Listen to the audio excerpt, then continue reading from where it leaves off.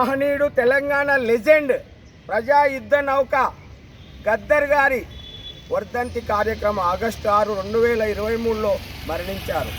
అటువంటి గద్దర్ గారు మెదక్ జిల్లా తూప్రాన్ మండలంలో దళిత సామాజిక వర్గమైన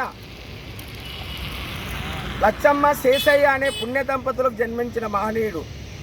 ఆ రోజుల్లో ఆయన చిన్నప్పుడే సామాజికంలో అగ్రవర్ణ భూస్వాముల పీడనను వ్యతిరేకించి సామాజిక న్యాయం ఆశించి ఉద్యమాలు చేసి ఒక రచయితగా పాటకారుడుగా ఆయన ఆట వేషం ఒక సింబాలిజం. గద్దర్ అంటే ఒక గొంగడి, ఒక కట్టె.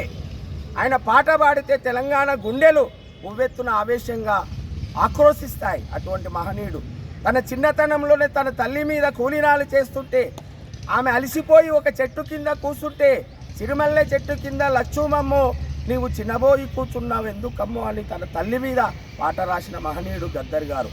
ఆయన అసలు పేరు గుమ్మడి విఠల్. ఇంజనీరింగ్ చేశాడు, కెనరా బ్యాంకులో ఉద్యోగం చేశాడు, ఆర్ఎస్ఎస్ నక్సలైట్ ఉద్యమానికి సపోర్ట్ చేశాడు, సామాజిక న్యాయానికి పాటుపడ్డాడు.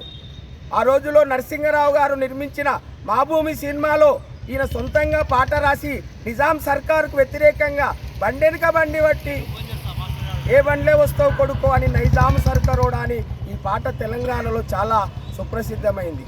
ఆ రోజుల్లో తెలంగాణ ఉద్యమానికి కూడా ఈయన సపోర్ట్ చేశాడు. పొడుస్తున్న పొద్దు మీద తెలంగాణమా అంటూ ఇట్లా తెలంగాణపై పాటలు సినిమాల్లో ఆయన ఆ పాటలు వనపర్తి కూడా జేఏసీకి వచ్చాడు.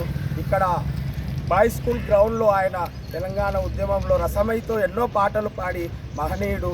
తెలంగాణ ఉద్యమంలో ఆయన స్ఫూర్తి కొండంత ఉందని చెప్పడానికి నిర్వివాదాంశం. అటువంటి గద్దర్ గారి పాటలను కానీ ఆయన సాహిత్యాన్ని కానీ ఆయన సామాజిక ఉద్యమాలను కానీ మనం నిరంతరం మనసులో నింపుకొని ఆ మహనీయునికి ఈరోజు నివాళి అర్పిస్తూ ముగిస్తున్నాను.